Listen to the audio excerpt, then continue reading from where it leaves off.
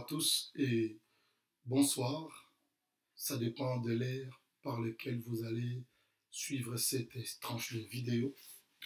Nous bénissons le Seigneur pour ces temps encore merveilleux que Dieu nous a accordé. On a eu un petit peu de coupure par rapport au niveau technique. Là, nous avons eu des soucis au niveau des appareils. Dieu nous a fait grâce, nous avons réparé les appareils.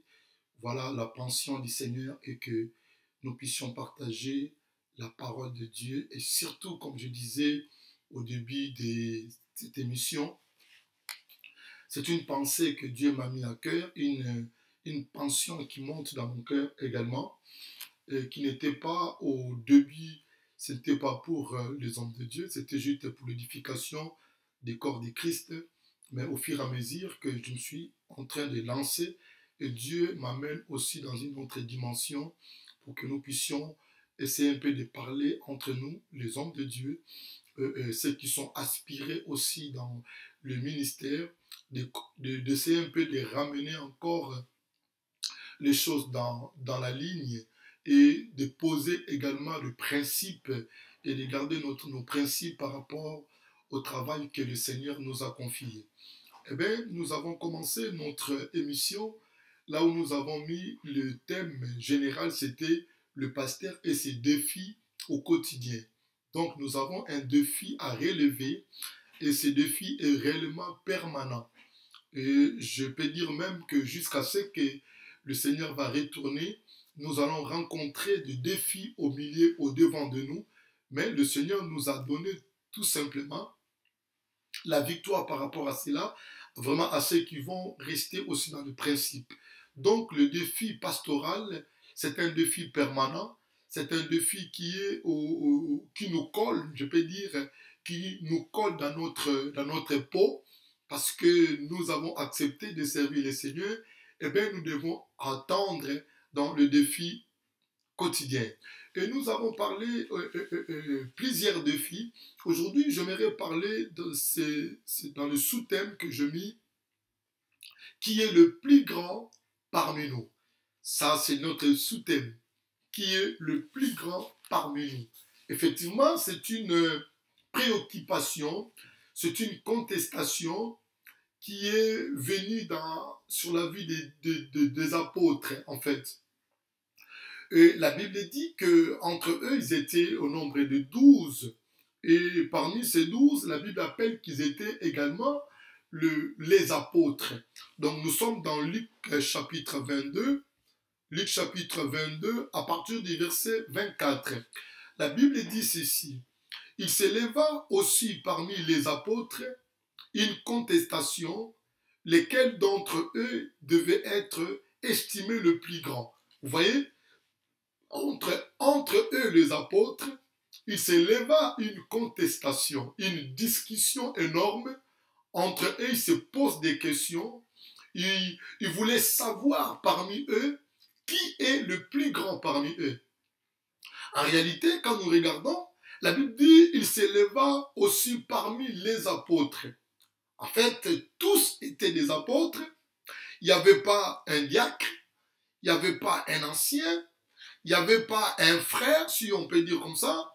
Il n'y avait pas d'autres titres qui étaient là, mais tous étaient des apôtres. Et si nous regardons bien, on peut voir qu'ils étaient tous dans le même niveau, dans le même diapason, dans les mêmes caractéristiques, mais parmi eux quand même, ils cherchaient toujours à savoir qui est également le plus grand parmi eux. Donc, si nous regardons d'autres manières, c'est une discussion, on peut dire, une discussion charnelle. Une discussion charnelle parce que lorsque déjà votre maître est là au milieu de vous, vous ne pouvez pas avoir des discussions pareilles. Et lorsque vous avez aussi déjà le même niveau entre vous tous, parce que tous étaient des apôtres, pourquoi cherchez-vous encore à savoir qui est le plus grand? Et si également on disait c'était Pierre qui est le plus grand, ou on dit c'était Jean qui est le plus grand, ou si on dit c'était André qui est le plus grand parmi vous, qu'est-ce qui devait changer également? Vous voyez? Donc, on regarde, on voit également, c'est une pensée charnelle. C'est un sentiment mondain, un sentiment qui pousse et ce que nous sommes en train de vivre aussi aujourd'hui. Ce sont des sentiments mondains. Ce sont des influences qui ne viennent pas du Seigneur. Également, le Seigneur ne nous a pas appelés pour ça. La mission principale que Dieu, Jésus, les a appelés, ce n'était pas pour connaître parmi eux qui est le plus grand. Ça va servir absolument à rien. Dieu les a appelés pour une autre mission. Ce n'était pas pour savoir parmi eux le plus grand. Et ce sont des contestations pareilles ou des discussions comme ça que nous vivions ça aujourd'hui même dans ce 21e siècle. On dirait que l'église d'aujourd'hui, on n'a pas appris également la leçon, ce qui s'était passé entre les disciples. Mais regardez la réponse de Jésus. En tout cas, là où le maître est présent, nous ne pouvons pas chercher encore qui est le plus grand. Regardez ce qu'il dit. Jésus leur dit, verset 25, le roi des nations le maîtrise. Et ceux qui les dominent sont appelés bienfaiteurs. Qu'il n'en soit pas de même pour vous, mais que le plus grand parmi vous soit comme le plus petit. Et celui qui gouverne comme celui qui sert. Car lequel le plus grand? Celui qui est à table ou celui qui sert? N'est-ce pas celui qui est à table? Et moi, cependant, je suis au milieu de vous comme celui qui sert. Mes chers amis, ça c'est un enseignement qui est profond pour les hommes de Dieu de comprendre que lorsque le Seigneur nous appelle dans le ministère, nous n'avons pas besoin de chercher qui est le plus grand parmi nous. Et ici, le Seigneur voulait juste enseigner, il dit qu'il ne soit pas ainsi parmi vous, parmi les apôtres, parmi les enfants de Dieu, et parce que nous parlons des ministères, parmi les ministres de Dieu, qu'il ne soit pas parmi vous des contestations pareilles. Et il dit, mais que le plus grand parmi vous soit comme le plus petit. Donc celui qui veut être grand parmi les hommes, parmi les ministres, parmi les gens, il doit être le plus petit. Ça veut dire, en d'autres termes, il doit être humble. Il doit s'effacer. Vous voyez? Donc c'est là où le Seigneur lui-même, qu'il fait son choix par rapport à la grandeur. Donc la grandeur de ce monde, ce n'est pas la grandeur de Dieu. Le monde voit que ceux qui ont des grandes églises, ceux qui ont bâti un grand bâtiment, ceux qui ont construit, qui ont plusieurs églises, le monde voit que celui-là qui est le plus grand. Mais le Seigneur ne voit pas de cette manière-là. Le Seigneur voit le plus grand, c'est celui qui est le plus petit. Donc on peut dire ce sont des mathématiques du Seigneur qui est un peu différent par rapport à notre calcul. Vous voyez? Et il a ajouté ceci encore. Et celui qui gouverne comme celui qui sert. Vous voyez? Donc celui qui a vraiment l'audace de gouverner c'est diriger. Hein? Donc, mais il dit, celui qui gouverne soit comme celui qui sert. C'est celui-là qui sera le plus grand. Ça veut dire, si tu estimes que tu es en train de gouverner, tu es en train de diriger l'église, tu es en train de diriger le membre, tu dois être celui qui sert. Et lorsque vous êtes en train de servir les autres, c'est là devant le Seigneur, c'est celui qui est le plus grand. Et Jésus a dit, car qui est le plus grand, celui qui est à table ou celui qui sert? Normalement, dans les calculs des hommes, selon la pensée des hommes, celui qui est à la table est celui-là qui est le plus grand. Normalement. Et la réponse était pareille aussi. Donc celui qui sert quelqu'un et celui qui est à la table et il est assis et quelqu'un d'autre qui les sert, c'est celui qui est le plus grand effectivement. Mais maintenant, le Seigneur, il dit, et moi, regardez maintenant, le maître, lui-même le maître, c'est lui qui nous a choisis. C'est lui qui a appelé les apôtres.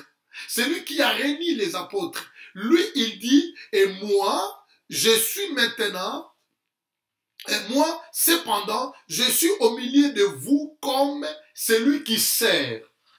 Le maître, il s'est abaissé dans ce niveau de nous servir. Et celui-là, c'est le plus grand. C'est un enseignement où le Seigneur voulait nous dire que nous devons défier, en fait, tout simplement, ce qui est animé par la chair. C'est l'orgueil qui nous anime. Vous voyez, pour chercher qui est également le plus grand. Et nous voyons ça aujourd'hui dans nos églises, ou dans nos communautés, ou dans ce 21e siècle, comme je viens de relater. Lorsque quelqu'un qui fait beaucoup de voyages, lorsque quelqu'un qui est suivi par beaucoup de vies dans l'internet, lorsque quelqu'un qui a plusieurs églises, où il a établi peut-être plusieurs pasteurs, pour nous, nous croyons réellement c'est lui le plus grand. Mais or, le maître et le Seigneur, lui, dit ici, c'est celui qui sert. C'est celui qui se met dans la position, dans un niveau de petit. C'est celui qui se baisse. C'est celui qui s'est effacé et il se montre, il est vraiment rien parmi les autres. C'est celui-là que le Seigneur dit que c'est lui qui est le plus grand. Il dit, mais moi je suis au milieu de vous, tandis que lui le maître. Mais il a dit, je suis au milieu de vous en train pour vous servir. Maintenant regardez, entre Jésus lui-même et les disciples, qui est le plus grand? Le plus grand, c'est le maître, c'est Jésus. Mais, en même temps, il était au milieu d'eux, en train de les servir. Bien-aimés dans le Seigneur, chers collègues, chers pasteurs, chers ministres de Dieu, c'est une portion des Écritures que nous partageons avec vous, juste pour faire ramener chacun d'entre nous dans le principe et dans la voie du Seigneur. En fait, en réalité, le Seigneur ne nous a pas appelés pour que les gens nous appellent le plus grand. Le Seigneur nous a appelés, en fait, pour prendre soin de ses brebis. N'oubliez pas les textes de base que je vous ai relatés depuis très longtemps. Et je vous ai dit, à chaque séance, nous allons toujours retourner dans ces textes pour ne pas oublier, dans Jean chapitre 21, à partir du verset 15. Lorsqu'ils ont terminé à manger, le Seigneur a appelé Simon-Pierre. Il dit, Simon, fils de Jonas, m'aimes-tu plus que ceci? Simon lui dit, Seigneur, tu sais que je t'aime. Le Seigneur lui dit, si tu m'aimes, paie mes agneaux. Prends soin de mes agneaux, les petits ânesses. Il revient pour la seconde fois. Simon, fils de Jonas, m'aimes-tu? Simon répondit, Seigneur, tu sais que je t'aime. Le Seigneur lui dit, si tu m'aimes, paie mes brebis. Prends soin de mes brebis. Il revient encore pour la troisième fois. Les trois personnes distinctes. Le Père a posé la question à Simon. Le Fils a posé la question à Simon. Le Saint-Esprit en même temps posé la question à Simon pour confirmer réellement le parole qui sortira de la bouche de Simon, si réellement cette parole est vraiment la vérité, cette parole qui vient au fond de son cœur. Le Saint-Esprit a posé encore la question pour la troisième fois. Simon, fils de Jonas, m'aimes-tu? Simon, la Bible dit, Simon, il se sentait un petit peu triste. Comment le Seigneur peut me poser la même question trois fois? C'est notre émission ou notre séance de le pasteur et les défis et ses défis au quotidien, c'est vraiment basé tout autour de ces versets-là. Jean chapitre 21, verset 15 à 16. C'est notre verset de base pour cette édification pour les hommes de Dieu. Nous devons comprendre que le Seigneur nous a appelés, c'est pour prendre soin de son Église, de ses troupeaux, de ses agneaux et de ses brebis. C'est-à-dire que celui qui va remplir bien son ministère, celui qui va servir bien le brebis ou les troupeaux par lesquels le Seigneur nous a confiés, c'est celui-là qui sera le plus grand. Ce n'est pas le nombre des églises que vous pouvez bâtir. Ce n'est pas le nombre de voyages que vous pouvez effectuer. Ce n'est pas le nombre de pasteurs que vous pouvez ou prier pour eux pour que vous soyez peut-être un grand pasteur. Ce n'est pas ça. Le Seigneur nous appelle juste pour prendre soin de ses brebis, de les garder, de les nourrir conformément à la parole du Seigneur, afin de prendre soin de ses brebis de manière générale. Et c'est là où le Seigneur dira que c'est lui-là qui est le plus grand. Mais aujourd'hui, lorsque nous n'arrivons même pas à prendre soin des brebis du Seigneur, c'est des brebis du Seigneur qui prennent soin de nous. Ça devient un peu au contraire. Pourquoi? Parce que c'est l'orgueil qui a pris la place des hommes de Dieu. L'orgueil est vraiment à top dans nos ministères. Je vois je vois des choses à l'espace de 1 mètre. Le pasteur est assis, la chair est à 1 mètre tout simplement. Mais il faudrait qu'un protocole va prendre la Bible du pasteur pour l'amener jusqu'à la chair. Vous voyez? C'est là où nous comprenions, au lieu que nous servons les gens, au lieu que nous servons les brebis du Seigneur, au lieu que nous servons l'Église, au lieu que nous servons maintenant ce que Dieu nous a mis à notre disposition, c'est eux maintenant qui nous servent. Et c'est là où le Seigneur a dit, je suis au milieu de vous, moi le maître, que vous m'appelez maître, mais je suis au milieu de vous comme celui qui vous sert. Normalement, le maître ne pouvait pas servir les apôtres. C'est les apôtres qui devaient servir le maître. Ça, c'est les calculs des hommes ou calculs de l'humanité. Mais les calculs du maître, les mathématiques du maître, c'est pour être grand, tu dois servir les autres. Ce n'est pas nos cas aujourd'hui. Je vois beaucoup aussi des hommes de Dieu, peut-être ils ont des titres de bishop, des titres d'évêque, des titres d'archibishop, beaucoup de titres, des apôtres, plein de titres comme ça. Mais lorsque vous l'appelez pasteur, vous l'appelez frère, vous l'appelez frère ou papa, vous sentez quelqu'un qui devient frustré. Vous sentez que c'est l'orgueil qui a pris la place dans la vie des hommes de Dieu. Et nous oublions ce que la Bible dit, que Dieu résiste aux orgueilleux, mais il fait grâce aux humbles. Donc, les orgueilleux ne verront pas la gloire du Seigneur. Les orgueilleux n'habiteront pas ensemble avec le Seigneur. Pourquoi? Parce que Dieu, il résiste aux orgueilleux. Parce que lui-même, Dieu n'est pas orgueilleux et Dieu ne peut pas cohabiter avec les orgueilleux. Chers amis, bien-aimés dans le Seigneur, chers ministres de Dieu, tout ce que nous avons, on peut avoir de grandes églises, on peut avoir beaucoup de membres dans l'église, on peut avoir 21, 50, 80 églises dans le monde entier, tu peux être très connu dans le monde, mais tout cela, c'est une grâce que le Seigneur nous a accordée. Ce n'est pas ça qui t'a fait que tu es devenu grand. La grandeur, ce n'est pas ça, mes chers amis. Vous voyez, quand vous regardez, lorsque le Seigneur a envoyé son serviteur Samuel dans la maison d'Esaïe, pardon. Vous voyez, les Eliab, les Shammah, ils sont sortis là, les enfants d'Esaïe. Ils sont sortis. Et croyant que parce qu'il était grand, il était fort, grand, et même il avait tellement de muscles, il avait tellement un corps musclé. Et leur papa Esaïe croyait que c'est ces fils-là qui étaient choisis par le Seigneur. Mais Dieu a dit non, non, ce n'est pas lui. Ce n'est pas par rapport à la taille.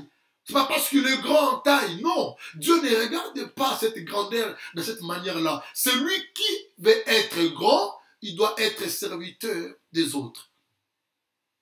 Le maître continue à dire, j'ai une histoire que vous le connaissez bien, mes chers amis, un homme que le Seigneur a envoyé sur la terre, rempli du Saint-Esprit depuis le ventre de sa mère. Et les serviteurs de Dieu, sûrement que vous les connaissez bien, il s'appelait Jean. l'enfant de Zacharie et d'Élisabeth. Il était rempli de son 6e mois dans le ventre de sa mère. Mais lorsqu'il est sorti ici, dans le monde, il avait une mission précise. Le Seigneur lui a envoyé pour préparer le chemin du Seigneur et pour planifier le chemin du Seigneur, pour amener les cœurs de gens vers le Seigneur. Et la Bible dit, si vous lisez, la Bible dit dans Luc chapitre 1er, verset 15, et l'ange est en train de dire à Zacharie, il a dit que cet enfant que ta femme naîtra, il sera grand devant le Seigneur. Si vous lisez Luc chapitre 1er, verset 15, l'ange parlait, Gabriel parlait à Zacharie. Il dit que ta femme sera enceinte et il enfantera. Et cet enfant sera grand. La Bible est bien mentionnée. Il dit, il sera grand. Il dit, car cet enfant sera grand devant le Seigneur. Il ne boira ni vin, ni liqueur enivrante. Et il sera rempli du Saint-Esprit de le sein de sa mère. Donc Jean, il était grand. Alléluia. Jean, il était grand. Comme il s'est dit à l'ange. C'était la pensée de Dieu. Dieu a mis Jean dans la position de grandeur vis-à-vis du Seigneur. Si nous pouvons regarder, il a dit, car l'enfant sera grand devant le Seigneur. Mais lorsque lui-même, Jean, on lui pose des questions, il lui dit alors, qui es-tu en fait? Il faisait baptiser des gens, il parlait des choses de la vérité, mais les principaux sacrificateurs ont envoyé des soldats pour demander aux gens, qui es-tu toi? Tu es le Messie? Tu es le prophète? Qui es-tu en fait que nous puissions amener la réponse à ceux qui nous ont envoyés? Et il dit, Jean dit ceci, il dit, moi, dit-il, je suis la voix de celui qui crie dans le désert. Écoutez mes chers amis, il n'a pas dit que je suis le prophète, mais tandis que Jean était connu comme un grand prophète. Jean il était grand au milieu, parmi les seigneurs. Il dit que ton enfant, cet enfant-là sera grand devant le Seigneur. Mais Jean, il ne s'identifie pas par rapport à sa grandeur. Ils n'ont pas voulu dire que je suis le Messie. Il n'a pas dit que je suis l'évêque. Il n'a pas dit que je suis archibishop. Il n'a pas dit que je suis, je ne sais pas comment je peux dire, ou apôtre, ou pasteur, le grand pasteur. Non, Jean s'identifie par la voix. Il dit, je suis la voix. Une voix qui crie dans le désert. Je suis que la voix. Regardez comment Jean s'est diminué lui-même. Il s'est montré petit. Mais par contre, l'ange du Seigneur lui a dit à son père, ton enfant sera grand. Voyez mes chers amis, l'orgueil, comme la Bible dit, Dieu résiste aux orgueilleux, mais il fait grâce aux humbles. Ce qui va chercher à être élevé par sa propre moyen, Dieu va le faire taire. Donc c'est un défi à relever. C'est un défi où nous, les hommes de Dieu, où nous, les pasteurs, nous devons relever ces défis. Tout ce que nous possédons, tout ce que nous pouvons avoir, de voyages, de maisons, de voitures, c'est une bénédiction bien sûr que Dieu nous a bénis. Cela ne nous fait pas, chacun de nous, un grand. Ça ne nous fait pas de grandeur. La grandeur est vraiment je peux dire que la notion du Seigneur lui-même. Vous voyez, Jean, il s'identifie comme une voix. Il dit, je suis la voix. Tout simplement, la voix. Je ne suis pas un grand apôtre. Je ne suis pas un grand évêque. Je ne suis pas un grand archibishop. Mais je suis seulement une voix. La voix qui crie dans le désert. Mais lorsque le Seigneur, on lui a demandé des questions concernant Jean-Baptiste, regardez le Seigneur lui-même comment il a élevé Jean. C'est pourquoi la Bible dit, celui qui cherchera à être élevé, Dieu va le faire baisser. Il dit, parmi tous les hommes, ou parmi tous les hommes qui sont nés d'une femme, or nous tous nous sommes nés d'une femme, y compris lui-même le Seigneur, il est né d'une femme. Mais lui, le Seigneur, il dit, parmi toutes personnes qui sont nées d'une femme, il n'y a personne est comme Jean-Baptiste. Personne est comme Jean-Baptiste. Regardez comment le Seigneur a élevé Jean-Baptiste dans un niveau très élevé. Donc, il a placé Jean-Baptiste dans le niveau de grandeur. Mais par contre, lui-même, Jean, il s'identifie comme une seule voix, comme une voix, comme la voix qui crie dans le désert. Donc, c'est l'humilité, comme la Bible dit, précède la gloire. Nous devons également lutter ou défier l'orgueil qui peut nous entourer. Parce que l'orgueil, c'est une maladie très, très dangereuse. Vous le savez bien également. Celui il était dédain ou l'orgueilleux. Le diable qui était, Lucifer qui était jeté ici par terre. Et que le Seigneur nous fait grâce par sa bonté, par sa bienveillance. Que Dieu, par la grâce du Seigneur, il nous a appelés tous pour que nous puissions les servir et servir le brebis que Dieu a mis à notre disposition. Et si nous voulons chercher réellement qui est parmi nous, qui est le plus grand parmi nous, et nous disons, c'est le Seigneur lui-même qui est le plus grand parmi nous. Et que Dieu bénisse sa parole, et j'espère que nous allons nous retrouver avec vous dans le prochain numéro. Que Dieu vous bénisse abondamment au nom du Seigneur et défier ce qui est devant nous pour que nous puissions vivre un moment merveilleux et un ministère plein de grâce et plein de bonté devant celui qui nous a appelés. Au nom du Seigneur Jésus. Amen.